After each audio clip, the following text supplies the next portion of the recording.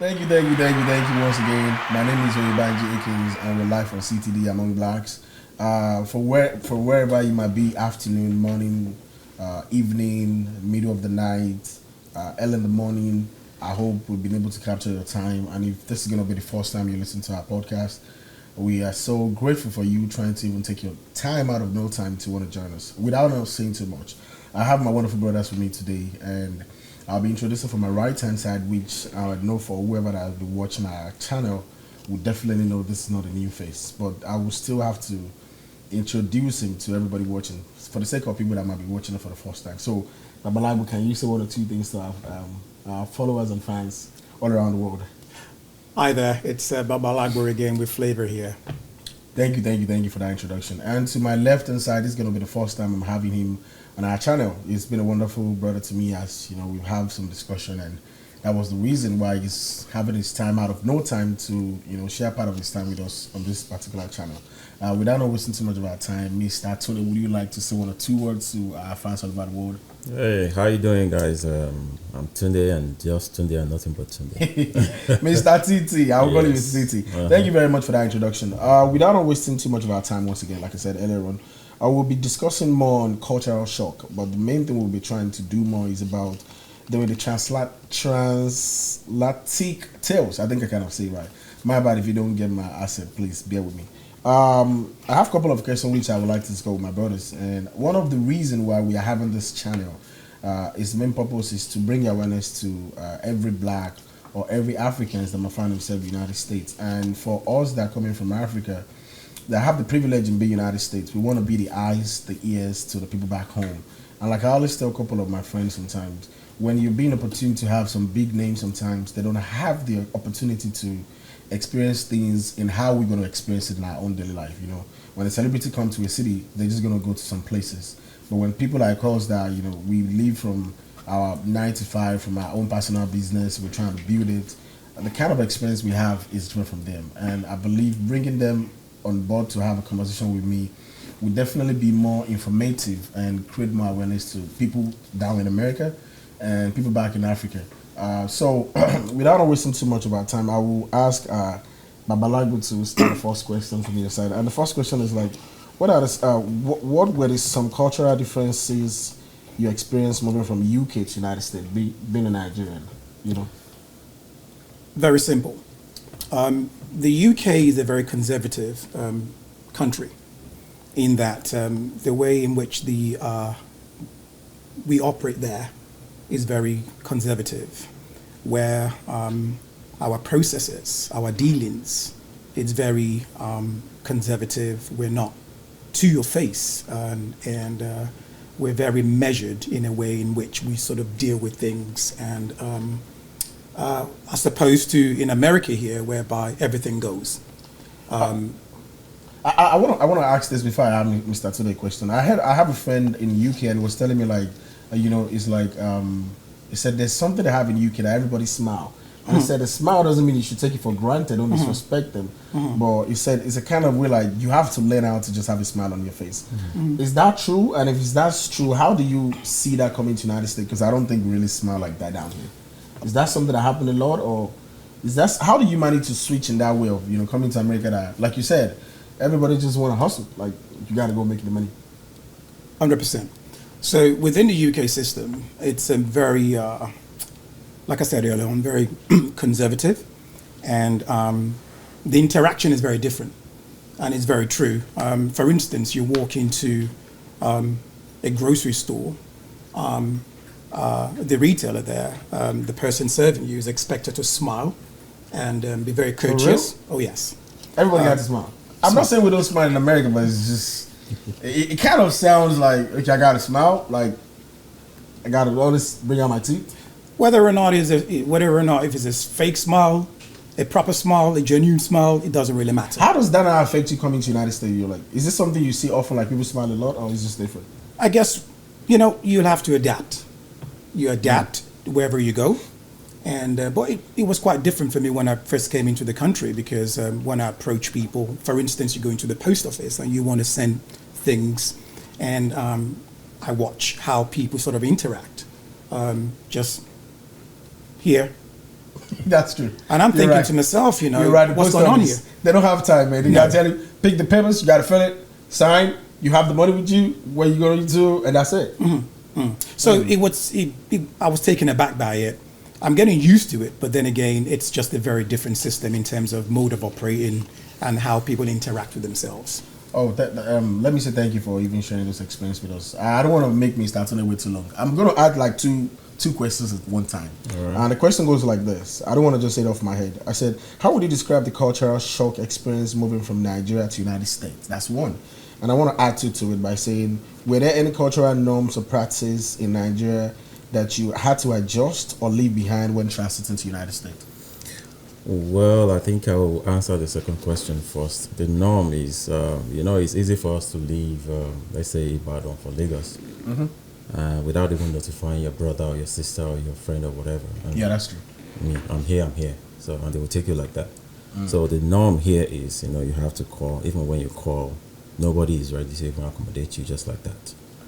You understand? So I would say, when I got here like 10 years ago, it was so terrible. Boredom almost killed me. I live somewhere around West America. Yeah, every day I had to go to work. Boredom, like, I was all by myself. wow. Yeah, I was living with my cousin then. So he works for Saudi Aramco. So he left early in the morning and he came back around 6. And How does that change? I'm glad you said that because I want to ask you. But Balagba, I want you to put your into it. It's like, in America, like, people don't have time. no time. Now, people don't tell us back home in Nigeria. Like, when you watch a movie, whatever, anything you're doing, nobody knows, nobody talks about it. That when you get to America, you don't get to see your friend. Like, you might be your next neighbor. How do you adjust to it? How do you talk yourself out of the fact that it's not like my friend doesn't like me, you just got to go walk? Like, how do you change that part of you? Well, you just got to do what you got to do just to make yourself happy. That's what I did. I had to just figure it out. Like, okay, what do I have to do to get out of this bottom? Because it's going to kill me if I don't do something about it. So every day I had to keep going out, like, talking to people, meeting people. But unfortunately, it's even hard because I'm just learning about the culture. Yeah, I've traveled around Africa, and the interaction, the rapport there is actually different compared to the way we relate with one another. Do you mean relate in terms of Nigeria relating to you or just American Black Americans? Nigeria relating to Nigerians. Because right here, Nigerians, even though we appear to be like, very accommodating, welcoming and all of that, there's several aspects of our lives that we don't really reveal to even our brothers, our friends, So, and that's a very it's something that I struggled a lot with. I'm a very open-minded person. When I see you, I'm willing to share with you everything that I know. If you have the time, I'm willing to I love to make my experience educational. So when you are there, I want to share everything with you because I know if I don't say it out, you might forget. I might forget it because every human being have the capacity to forget it. So but they are always closed up. They don't really open up. Do you think, Babalagba, I wanted to just put this because we're all Nigerian. Do you think it's because of most of us are transiting into American way of life? Do you think it's just we all afraid of trying to help ourselves? Do you guys think it's because like we just don't understand? Because I think everybody experienced the same thing you just said about people don't want to tell you something, and if somebody is even telling you sometimes, because you're so used to the fact that people don't tell you, you still don't believe the fact that somebody is really genuinely giving you some good way of getting whatever you're going through in your life, because we're used to it. So, but do you think it's something? Do you think it's the cultural shock, or it's just Nigerian norms, Africans generally coming to America? Just before I answer that Because question, you're from the UK anyway, so just before I answer that question, let me just give you a case in point. So, about some couple of weeks ago, I had a mail being put into my mailbox here, and the mail wasn't for myself; it was for someone other, just another individual within that same block. And so I was thinking to myself, okay, the door number is there. Let me just take it, go knock on the door, and go hand it over. And so I spoke to one or two people about it, and they just said, look, you don't do that here in America. You don't go knocking on people's door because that might be your last knock. I'm telling you. So within the UK system is a very different system because you can literally, because there is what we call cohesion.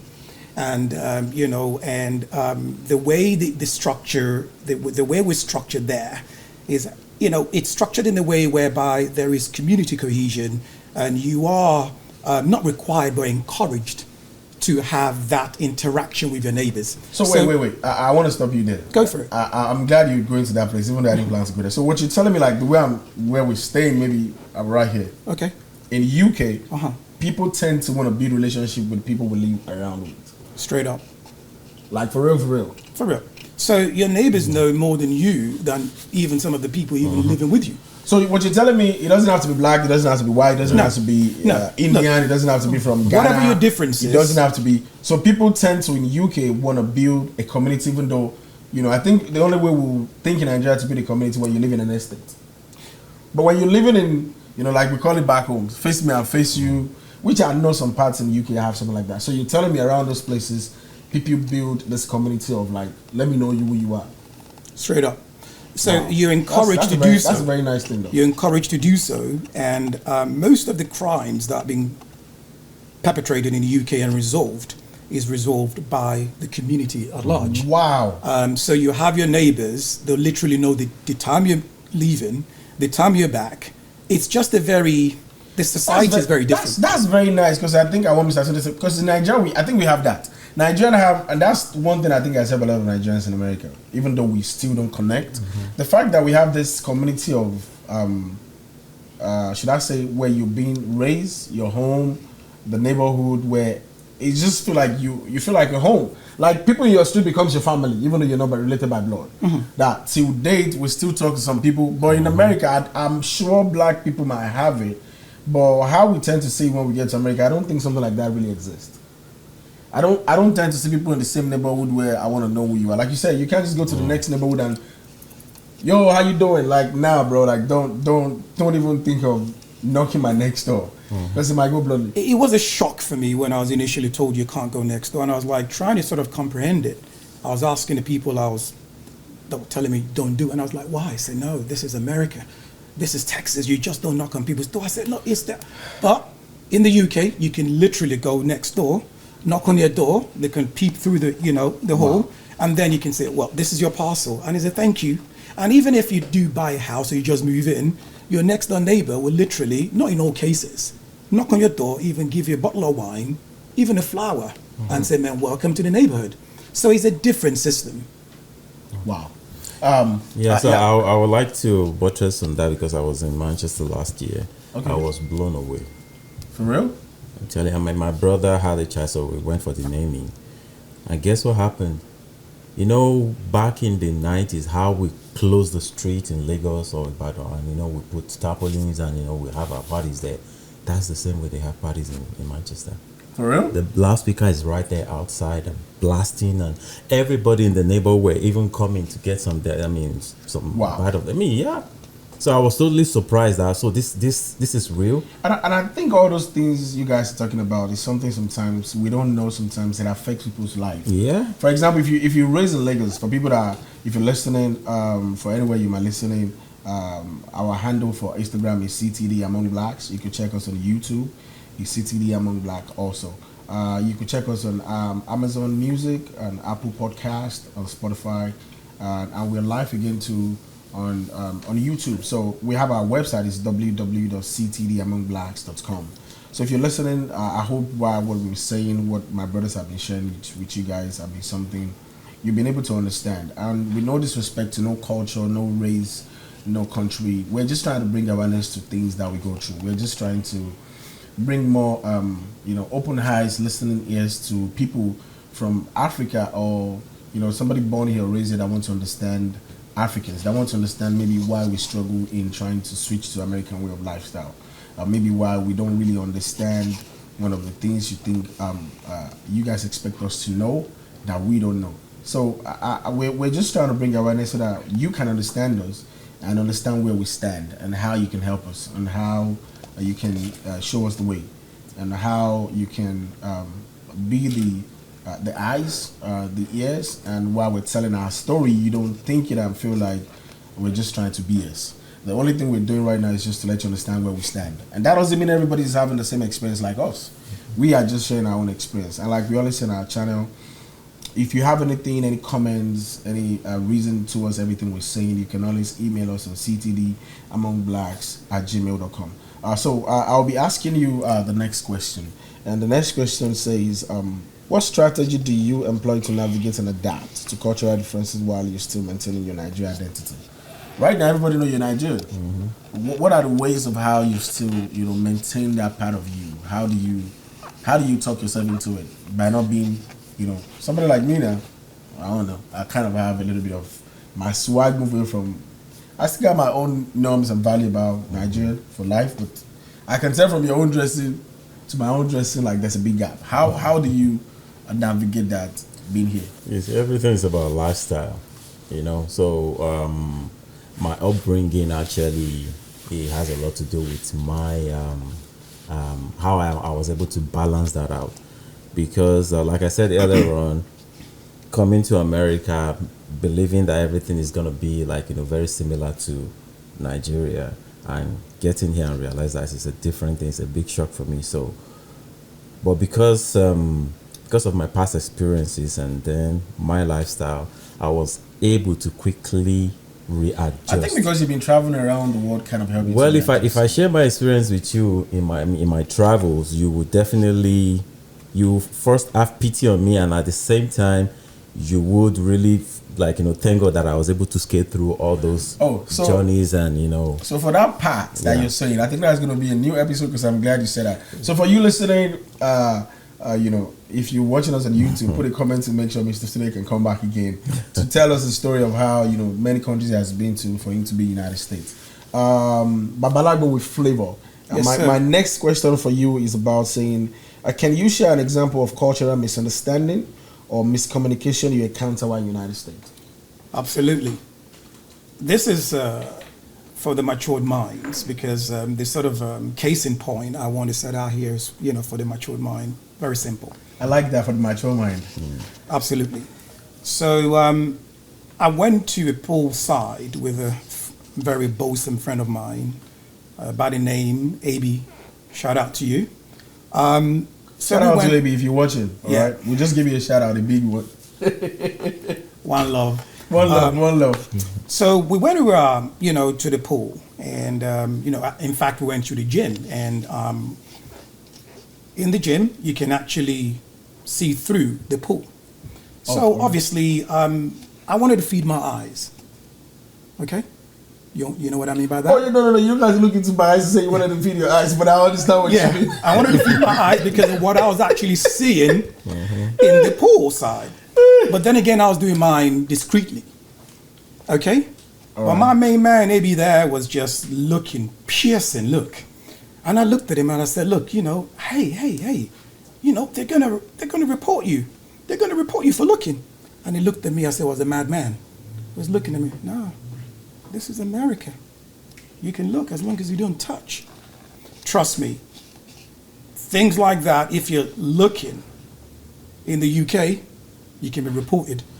You know one thing, I'm glad you're saying this. And the police can be called, and then they can come up to you and say you're making people feel uncomfortable. So it's a different system in that ball game. And part of the reason I might not be going back to the UK is because I can look. Because you like the look. I can feel. Shout out to all Americans, man. Babalago love to look. All the beautiful la creme, da cream. Okay, now. Hispanic. Trust me, that's part of the reason I've even got glasses on now. Oh, wonderful. So I can see. So, shout out to all beautiful women in the United States, man. To all wonderful ladies, everybody out there. We're giving you a shout out from Babalago. I'm glad you said that anyway. I would like to add to something like that, because I still find it hard. A friend of mine just moved to United Kingdom, and he was telling me the same thing. So he said he went to a shopping mall, and while he was at the shopping mall, he was talking to a white girl, and he didn't even know. And he said the girl was saying, "I'm a minor." So he didn't understand what I mean by being minor, because he just moved from Nigeria to United Kingdom. Absolutely. So the lady was saying, "I'm a minor," and after saying I'm a minor, the lady was telling my friend, like, my dad is just 27 years old. And I think the girl was saying, I'm 17 or 18 or something like that. So he said it was like, that can be possible. Like, your dad can be that age for you to be this age. And he said, while they're talking, police already arrived. And he said, was saving was because he's very educated enough to able to explain himself. So the police understand from his own stand of view that he doesn't understand what he was doing, which they still tell him to let him go. I said, they told him like, be ready, we can still come into your house maybe like around 4 a.m. in the morning or something like that, that we might call you to come. And long story short, I was telling him like, those are the things a lot of us, when we move from Africa to outside Africa, we don't understand the culture. And we don't have somebody to tell us like, okay, when somebody tell you, because he doesn't understand what minors mean. It doesn't mean like he doesn't understand the word minor, but he doesn't understand when somebody was telling him, I'm a minor, it means you got to step away. Until what happened to him, that was when he understand like, when I hear minor, okay, I don't got to. And he was saying like the fact that the girl was even saying minor, to him, the girl was huge enough not to be a minor. That was the argument. So like, there's no way you can be minor. But without not taking the attention of my wonderful brothers out here, Mr. Tuna, I want you to explain to me what have been the misunderstanding, miscommunication you have been in Nigeria and moving to the United States. I would like you to give me the most deepest one. I feel like okay, people don't even think about that you have. Well, so which one can I even talk about? It's a lot of them. Wow. So it's really not a misunderstanding. It's just, I would say I would take miscommunication because, in Nigeria, we do have a way of communicating with one another, like, without really saying exactly what you wanted, like, in Yoruba language. Just for example, like you said right now, like, example that you shared about the guy, your friend in UK, and the girl is saying, and so in my own case, I was, that was 2014. So I had this guy, he's a next door neighbor. So, I think he just came in also. I actually thought he's a Nigerian. So one time I went to knock on his door, we're talking and everything. And then somebody came in and saw us talking and they felt like, okay, we're too close. And they were calling us gay. What? But unfortunately, I didn't really understand what they meant by gay. I was like, gay, all I understood was lesbian, homosexualism and all of that. Oh. And when they say gay, I was just like, okay, I don't even care because we were just right there by the poolside. And we were so close, like we sat on the same chair. So later on when my cousin came back from work, and I told him that, okay, yeah, you remember this next door neighbor? I was talking to him the other time and somebody came and said, okay, oh, they were gay. And everybody were looking at us and I was like, well, what does that mean? And I was like, what's the meaning of that? Then it narrated everything to me. So that's just one out of many. How do you feel when you go to I understand? felt so bad. I felt so mad. And I felt like I should just go back to that person and break their head. But Hey. I'm sorry, it's not funny. The point is, were you able to understand? They didn't understand that you don't understand what they're trying to call They thought, because they saw, okay, look at me. When I was in South Africa, they used to call me South African. So when I first came to America, they called me, hey, he's African American. Because, I was more Texas actually burnt me. So I was more lighter than this when I came. So they believe I'm African American. Oh. You understand? So, and the other guy too, he's a British guy. He came from UK, British Nigerian. Oh, so he too doesn't understand American way. And I've been so bored. And I overheard him talking to someone in Nigeria. They were speaking Pidgin. And I was like, oh, wow. So I have a Nigerian here. So, I engaged him. So since then, we've been talking. And then that happened. I was like, what is the meaning of this? So that is one.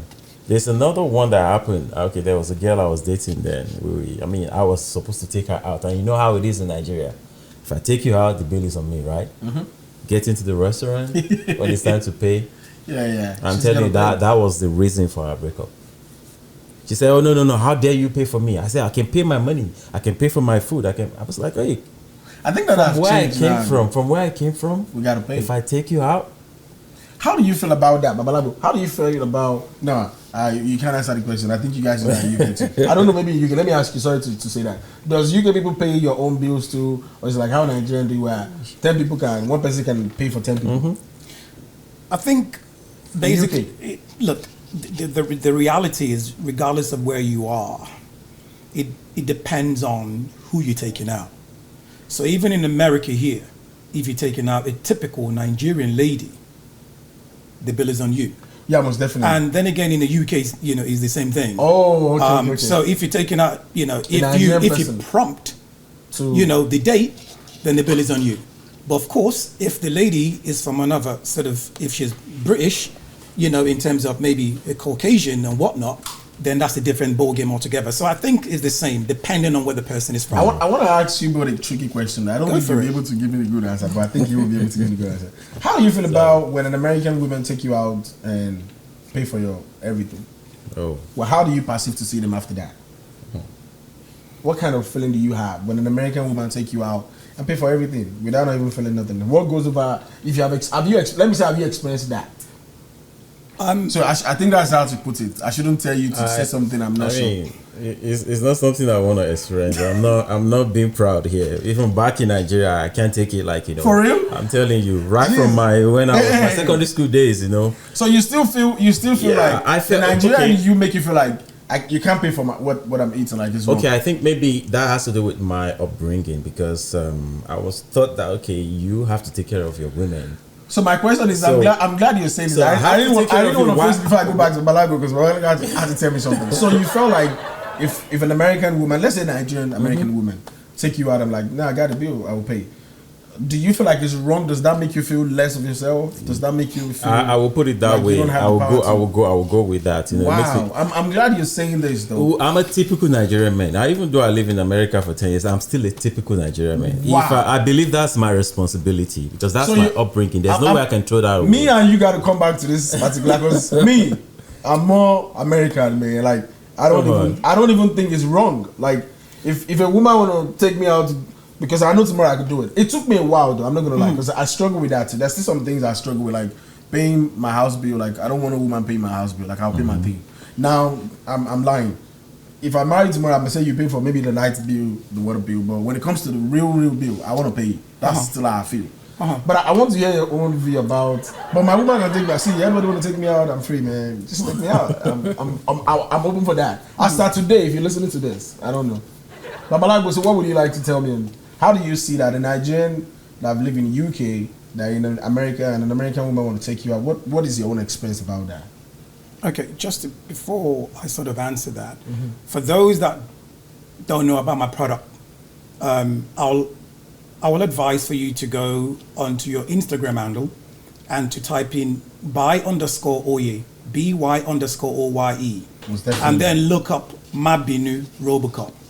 Now, just to go back to your question. Oh, you want to use Mabinu to answer the question? Exactly. That's tricky. That's so tricky of you doing that. That's tricky of you doing that. I'm serious. But I'll let it slide.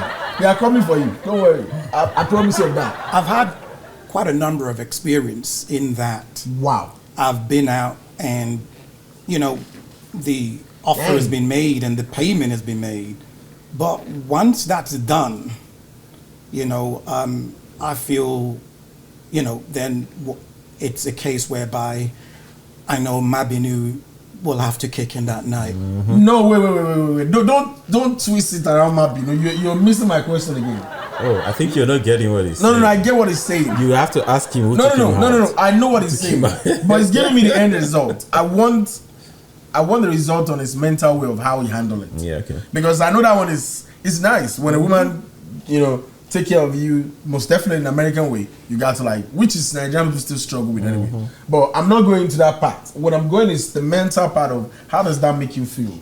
Look, the reality is that it makes me feel, it doesn't really make me feel, anything new is new. And anything strange is new. You twist me like this. No, look. I want you. How does it make you feel? Does it make you feel like, okay, I'm less than man? No. Because in Nigerian, I struggle with that too. Yeah. I really struggle with that. I still struggle with that. If a woman buy me $1,000 something, I'm go around give you 1,000 to somewhere. I don't want you to come to me and say, you put this mind. I'm not. Look, don't play me like that. I don't nah. The reality is that we all know our worth, and at the end of the day, if you're in that movie, you can't really judge it. So different scenarios for different sort of action and outcome. So for me, in those scenarios and in those sort of outcome, it seemed effortless and it seemed quite normal. Do you know people are watching this thing? Yeah. You twisting me around. I just want to know does it make you feel less or it doesn't make you feel less? That's what I'm trying to say. No, seriously. It didn't make me feel any less. Does it make you feel like, yes, it's nothing, like it's normal, like a woman can just pay for my everything like that? The situation at that time warranted it, and it made me feel just. So there's sometimes to make you feel no less. There's sometimes to make you feel less, based on how the condition that comes with it. Look, you're moving around. Jesus, damn, bro. Just tell me. Mabinu carried the day. Ooh, you see? So you see how he's twisting the let me question? quickly chip in, like, let me share one experience. All that right. was a long time ago, my secondary school days. All right. So back in Nigeria. All right, so I was this kind of a guy, like, they called me lover boy. And I can tell from my your face, elder sisters that they're very lover man. I am the the middleman between. There's none of them today that I don't know who they were dating before they even before they can get to them, they have to come through me. So anytime we go out, I see the way their boyfriend took care of them, and that was teaching me something, right? So whenever my dad took us out, I saw him the way he took care of my mom and everybody. So that was the upbringing, that was the mentality. Okay, that was how life should be lived, because it's actually the Bible I was reading then. So now growing up, I believe life should continue like that. So if it's turned otherwise, how do you expect me to feel? Like somebody is actually taking my responsibility. Somebody is stealing something from me. So yours is kind of a little bit more attached to religion and faith and everything. Not really religion. It's actually the normal way of life. Yeah. So that means, let's just say, if a Nigerian that marry an American coming to you to tell you about okay, this is what I'm going through, what would you advise the person?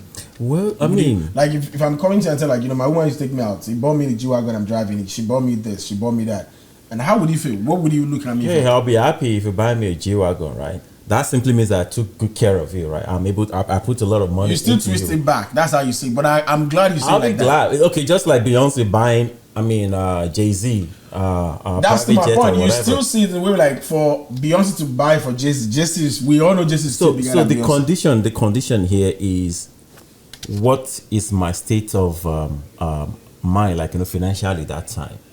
Am I able to afford it? If I'm unable to afford it, and she was able to afford it, I won't just let it go. I won't take it for granted like that, because I know I was supposed to do it then. It makes me a lesser man like that. So at that time. That's how. But when you become blessed, you want to do back for her. Yeah, if she buys me a G-Wagon, I can buy a private jet. I like that. Yeah, I think that's another thing a lot of Americans don't get from Nigerians. So it's not like a lot of Nigerians really, really struggle with the fact of how we see those things being given to us. Sometimes we take it with the hope of trying to bless them back. And I think I've talked to a lot of African American that they say that too now, y'all take care of your family. That's one thing we like to be around you guys. Like, if you did an African just naturally take care of their family. And that's one thing they always want. But even though a lot of our African American will tell we're very aggressive when we talk, even though we talk slow, they tell us we're very, very aggressive. Like, dang, bro, I'm right here. Why the hell are you trying to bully me like that? I'm like, no, this is just how my father and my mother talk with actions of I'll slap you. And you got to be like, okay, I'm trying to don't get a slap.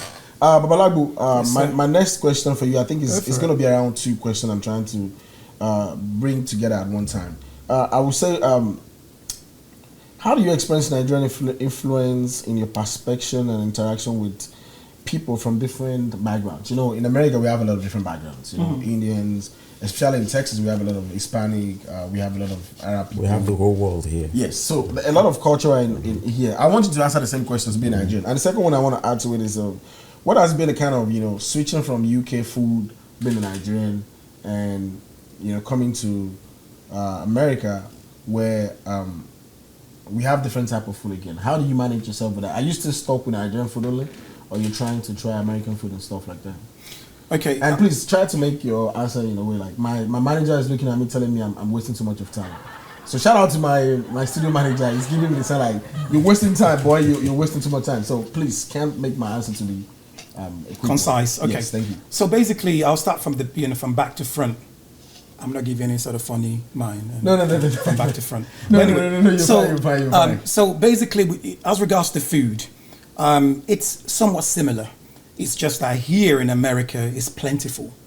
Okay? More accessible, and it's plentiful. There's a lot of eating out here, and there's a lot of ordering of food here as opposed to the UK. So it's plentiful, and there's really not much different. It's just that you've got more more options here.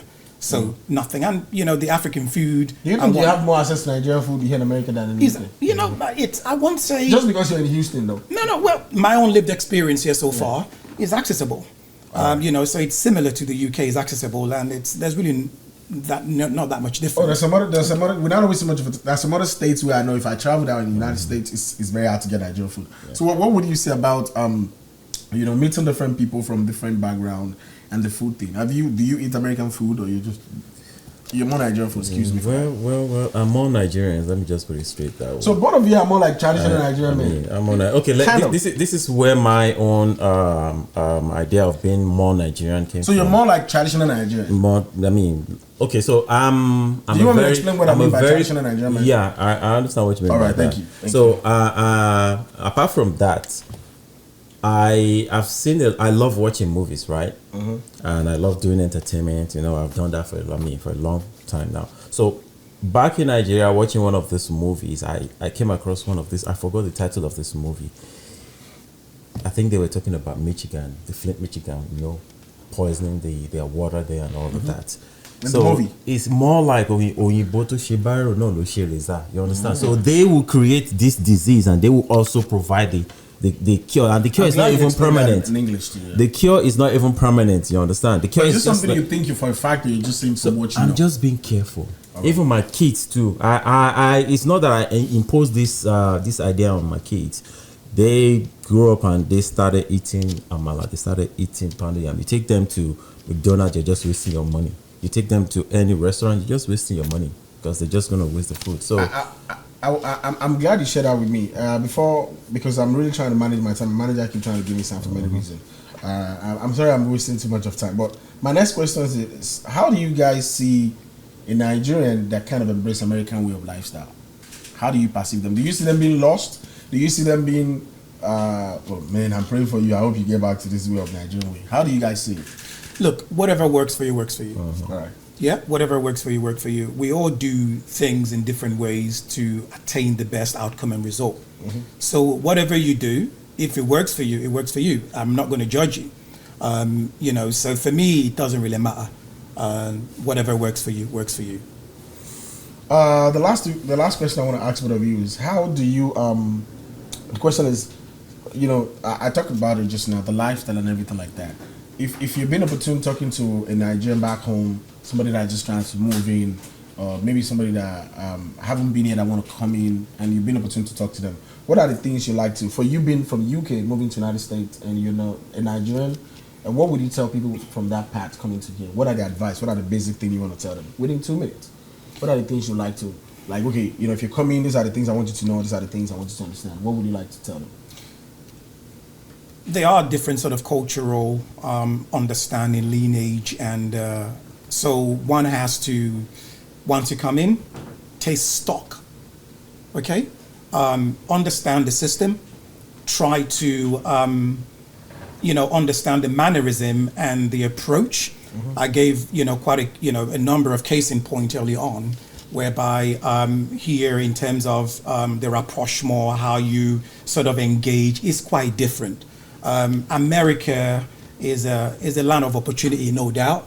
But then again, it's not going to come to you. You have to go out there and grab it. And, just understand the system, embrace it, and just go get it. Thank you very much for that. I so much appreciate it. And what would you like to add to a Nigerian back home that just want to move in, a family member that just want to move in, a couple that want to move in, a young man that want to move in, a female that want to move in, and those that are here that are still trying to understand the cultural shock? What would you like to tell them to help them? Well, I would say this is a very, very big topic that we should move to another time. But I would just definitely. There's going to be more episodes. I will simply say to anyone that is listening, that is watching, first make sure you subscribe to this channel. Thank you. If you want to hear more and you want to really enlighten yourself. So in terms of coming to America or traveling to anywhere in the world, I would say the first thing you do is get enough information. The Bible says wisdom is a principal thing, and get wisdom and get understanding, get knowledge, get information. Information is key. Like we were saying here, a lot of us, we hide information from a lot of people that could just easily come in and just make it tomorrow, and they could be your ladder even to the top. So if you are coming, be prepared. Yeah, you go to Nigeria, you go to school in Nigeria, you study the mass communication, you study the elect and all of that. Forget about that. When you come here, make sure you come with enough money that you can do some certifications here. You don't really need to go to school, to university, because that's very expensive. You can come in, even without you getting, having papers yet. There are several things that you can do, like, and they work, like, I know some ladies, they can make hair. They don't even know how to make it that much. I know a lady that came here to study from Nigeria. Since she graduated, like almost 2 years now, she has never looked for a job. She makes hair, and she's making $1,000, $2,000 from making hair in a day. Wow. So tell me, can that kind of person be looking for a job anywhere? No. So if it is here that you know how to make, be the specialist in it. If it's sewing, we don't even have good tailors here in Houston anyway. So coming to Houston, make sure you are one of those best. Did you just? Hey, bro, I've tried. Every tailor down. I've tried. I'm sorry. I'm just. That's just my own opinion. Okay. All my stuffs, I make them from Nigeria. They are very good. They will catch you. So whatever you know how to do in Nigeria, make sure you polish it before you come here. Absolutely. And be prepared. Come with money, because when you come to, especially if you're coming to Houston, trust me, you're going to spend a lot of money taking Uber. So it's better you come with money to buy your own car. Without car, you can move around. And hey, if you're talking about cars, that's what I do. That's my that's my business. I have dealership. These people I like the fact that you took the chance of everybody, chipping those things, which is the main reason why we have our channel too. If you have any business that you like us to,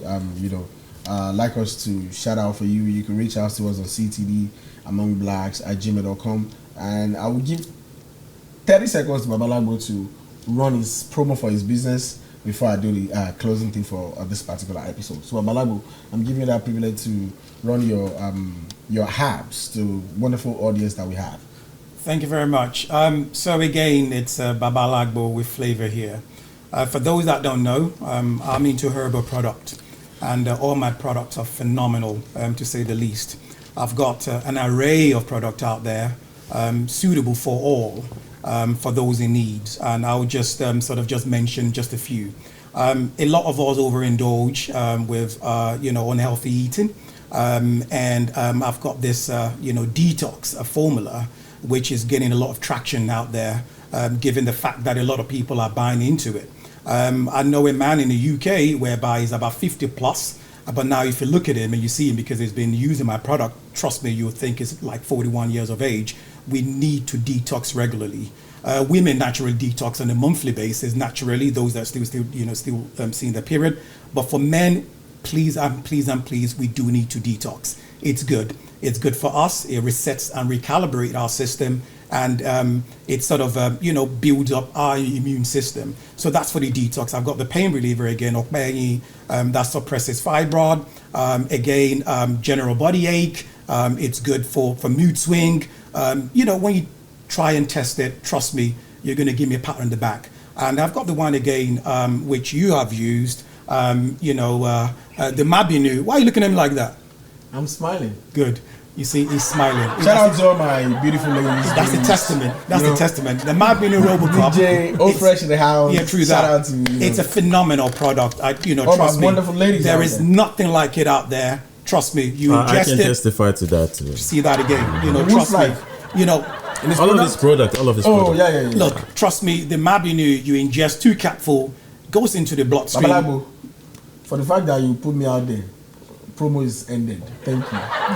You 1-1. So what I want to do now is this: you put me out there, you throw my everything out there. Shout out to all wonderful ladies, all my wonderful babies in the house. If you're watching, this is DJ of Fresh.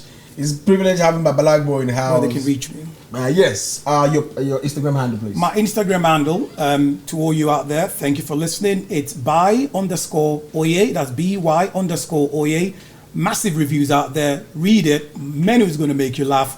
Come to me and I'll sort you out. Thank you very much for that. And I remain the host, Oyebanji, Akins. You can call me DJ of Fresh.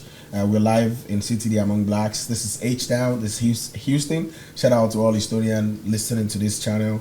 Shout out to United States. Shout out to all Nigerians in the house.